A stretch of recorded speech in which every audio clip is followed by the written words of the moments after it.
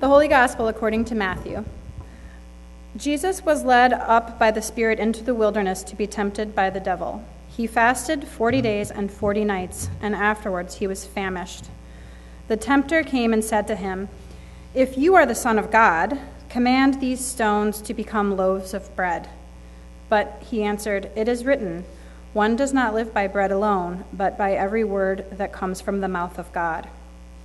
Then the devil took him to the holy city and placed him on the pinnacle of the temple, saying to him, "If you are the Son of God, throw yourself down, for it is written, 'He will command his angels concerning you, and on their hands they will bear you up, so that you will not dash your foot against a stone.'"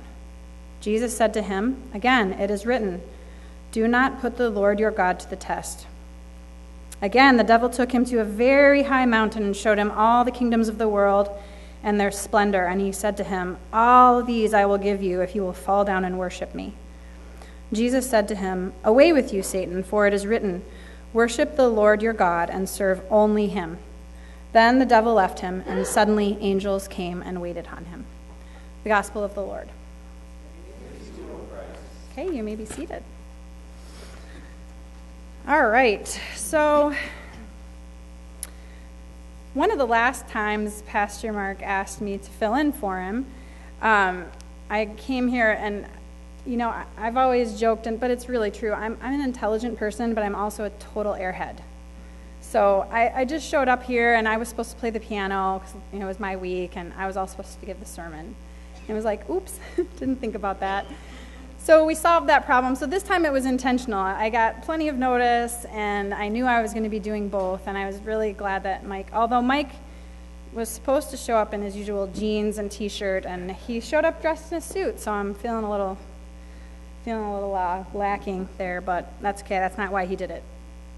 So anyway, I had plenty of time to prepare this, and I knew what our topic was, and then also, because Laura's away, I came and filled in on Wednesday for the Ash Wednesday service, which I think maybe I did once years ago when she was in Japan, but I hadn't been a part of that service for a while.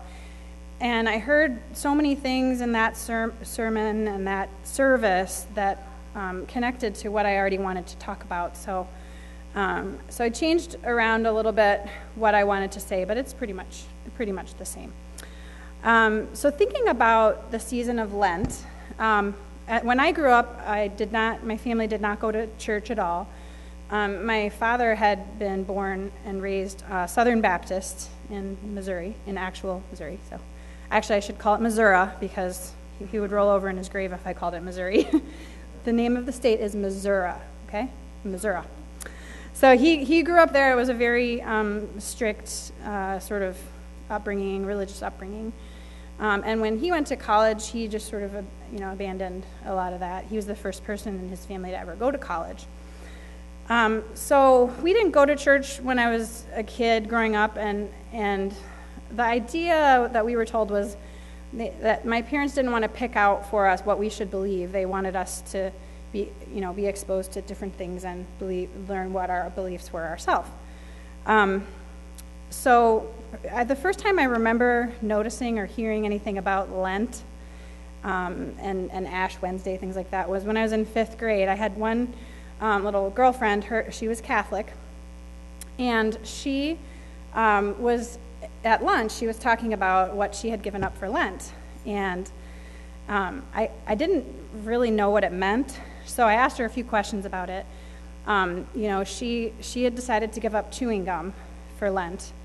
And when I asked her why, she said, well, we have to give up something until Easter. And I do chew too much gum, so I'm not going to chew gum. And so I guess, and then there's the whole Fat Tuesday, Mardi Gras thing, where it's kind of like a bachelor party. It's like the day before you get married, you go out to strip clubs and do all kinds of crazy stuff. Well, I knew about that. I knew that Mardi Gras was Fat Tuesday, and it came before Ash Wednesday, but I still didn't really understand the connection. So it took a while before I really came to a place where I understood exactly what's happening during Lent, and I'm still figuring it out. But what was really sticking in my mind was this idea of giving up. That's what I would always hear from people. I gave up meat for Lent, or I gave up, the first couple times I tried to do it, I was like, well, I guess I'll give up swearing.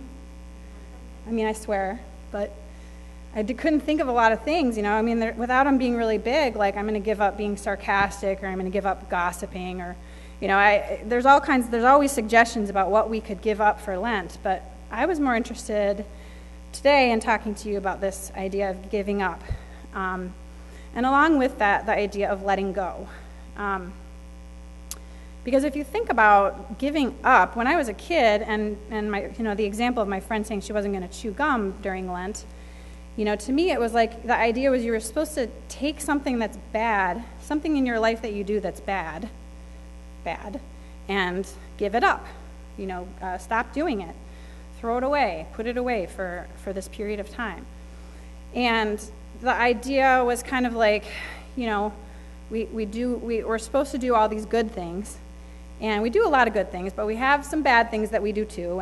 And while we're in this period of time leading up to Easter, we're supposed to get rid of some more of those bad things that we do and be prepared.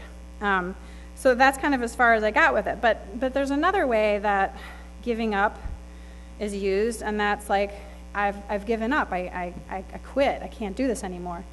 I've tried, and I can't fix it, or I can't make it work, so I'm going to give up. And it's kind of the same with letting go. And I think when I read over this story, from the scripture where Jesus has been in the wilderness for this 40 days, and Satan comes along and tempts him, I think we also get a little misconception sometimes about what that wilderness experience is. Jesus didn't have anything that he needed to give up.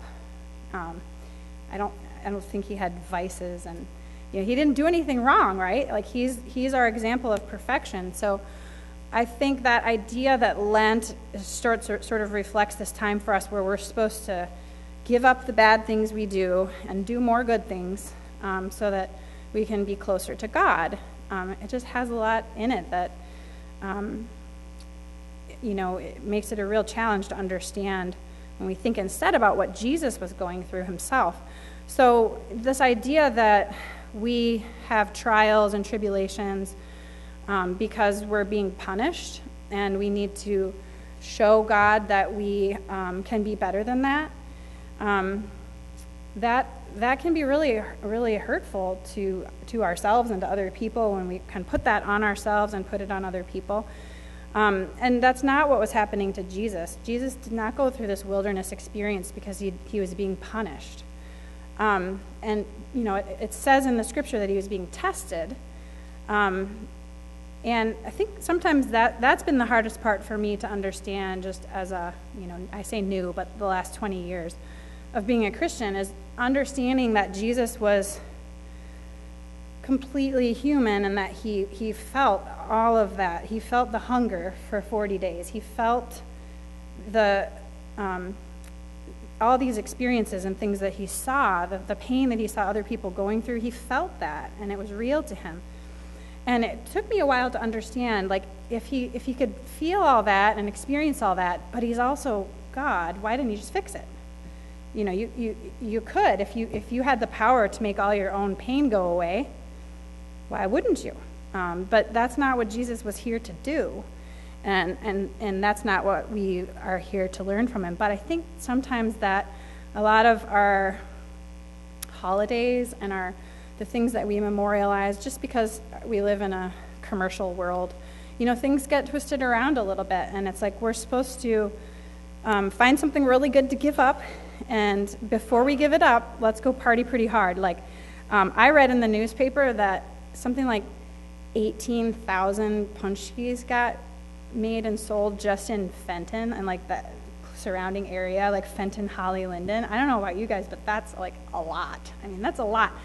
Is that like a dozen per person or something? I don't even know what that is, but it's like the idea of like, oh, let's just have all this, let's do all this fun and all this junk really quick before we give it up. And so I want you to think a little bit differently about giving up, because I think most of us, we're pretty well fed, and we're pretty well taken care of, And we have, people in our community who love us and build us up. And, we're in pretty good shape in a lot of ways. Not to say that, I know we all have pain and we all have suffering. But we're not really having to worry about starving. We're not really having to worry about standing on the edge of our existence and possibly throwing it away. And we're not generally concerned about people having too much power over us. So I think for most of us, the things that we can think about letting go of or giving up anytime, not just during Lent, but they have more to do with what are we holding on to, even if it's a really, really good thing. What are we holding on to that's just making us miserable to try to keep doing? When I was in college, I volunteered at a battered women's shelter. And there were 2 or 3 different women that I worked with that, 4 or 5, 6 times, we'd get them out, get them safe, get them kind of with a plan, and then they would go back. And at the time, it was hard for me to understand, and I felt personally like I needed to do more to help. And there was a particular night. This was in Lansing, where it was late at night, and I was in a place where I didn't feel safe and I didn't feel comfortable, and I was there to help someone else. And I had to let that go. I had to give up on that a little bit, because if I had continued to push at that and tried to fix it, I would have, who knows, where I would have been. I would have been dragged through something else. And I know it's a fine line. Sometimes we don't want to give up too easily. We don't want it to be like the kind of giving up where we say, I can't do this. We want it to be the kind of giving up where we say, I'm giving up because this part of it isn't my job, it's God's job. I need to just be there to do the things that I can do, but I need to let go and let the rest of that be God's work, because it's really easy for us to get confused and think that what we're doing is helpful to other people. I don't know about you, but I've found many times I'm doing something helpful, but I'm not helping the situation at all. And those are the things that I've had to let go of. So not to say that I won't, give up chewing gum or whatever other things I do. I just don't know how much control I have over a lot of those things. I'm not trying to say that there's anything bad about picking something to give up during the season of Lent.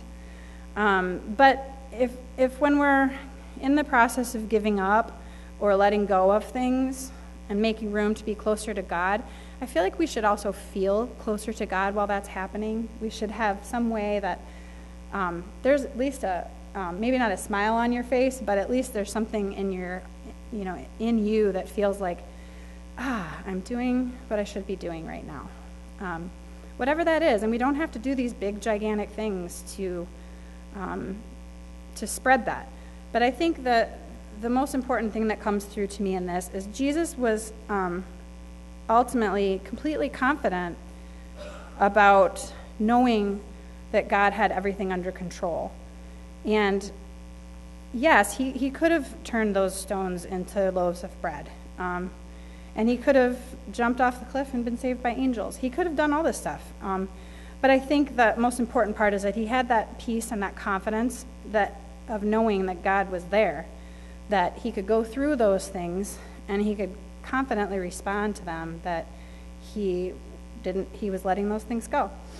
So we just have to try to remember, hopefully we can remember what this time was like for Jesus, and what Jesus was doing, what he was learning, what he was going through, and try to keep the rest of that stuff in check. The Mardi Gras parties and giving up, I don't know, maybe if you had 12 donuts on Tuesday and gave up donuts for 40 days, that might not be as hard because donuts might be really disgusting to you. But, however that works, however that looks for you, that sense of, like, we're letting go and we're giving up these things because if we're not careful, they can drag us into a place that we don't want to be. And those aren't always bad things. Sometimes those are good things. So just some food for thought. I don't think there's anything else I wanted to cover. But I just wanted to share a little bit with you about some of my thoughts about giving up and letting go, and staying as much as we can focused on being connected to God in all the ways that we can. Amen.